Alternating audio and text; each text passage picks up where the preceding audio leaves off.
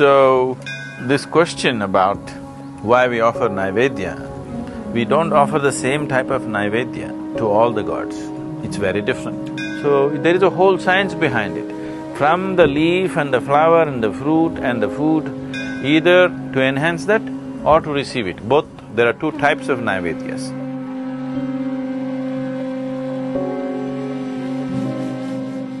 Because they want to eat.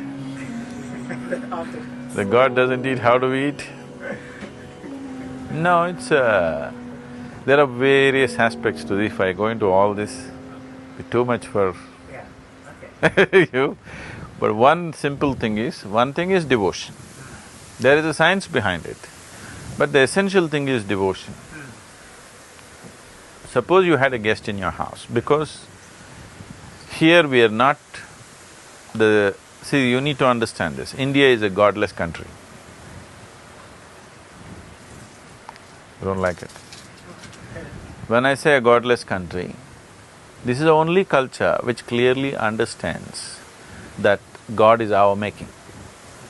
Everywhere else people think God made them. Here we know it is we who made the gods. There's a whole technology of God making in this country, that you can make a god that you want.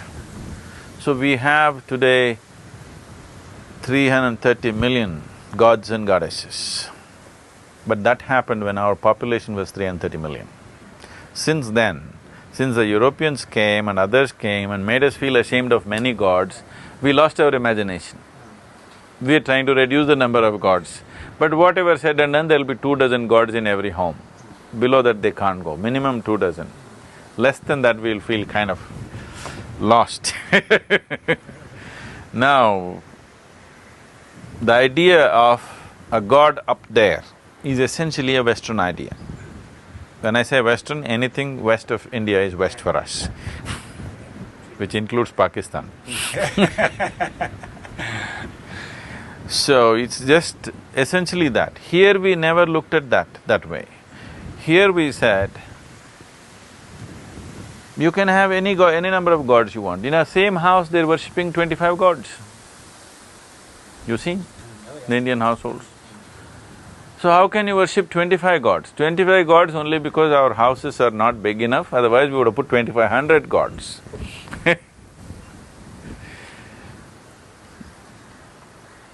The science or the technology of God making, in the sense, we understood that existence is just the same energy everywhere. It can be a rock, it can be a tree, it can be a flower, it can be a fruit, it can be an animal, a bird, a human being. So if a rock can be a human being, see what was soil, what was mud out there became food. What was food is sitting here as Alexander the Great. Yes or no? No? Yeah, well, in a convoluted way, yeah. Yes or no? Yeah. What was there, I was walking upon it yesterday. Today it is sitting here as Alexander the Great. This Alexander the Great, the old one, is there now. Yes or no? So if mud can become Alexander, can't we fine-tune it to become something more? So we understood this. This is called the science of consecration. If this mud can become a human being, it can become a tree, it can become a flower, it can become a fruit.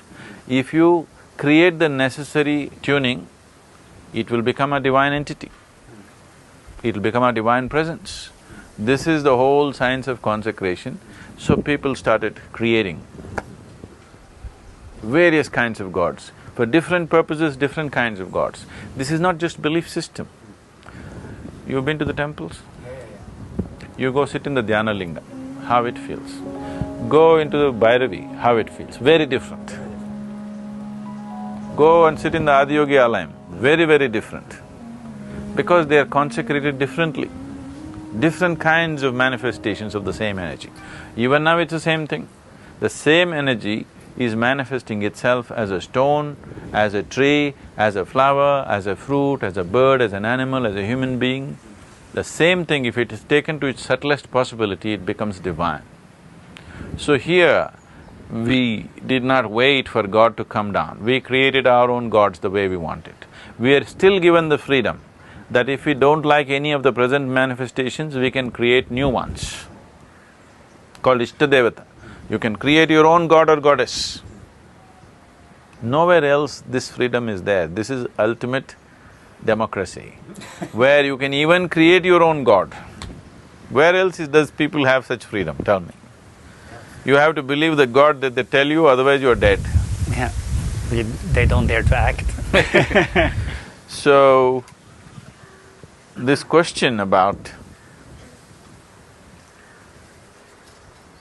why we offer Naivedya, we don't offer the same type of Naivedya to all the gods.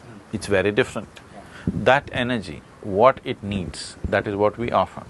For example, Dhyanalinga, no offering. He doesn't need anything.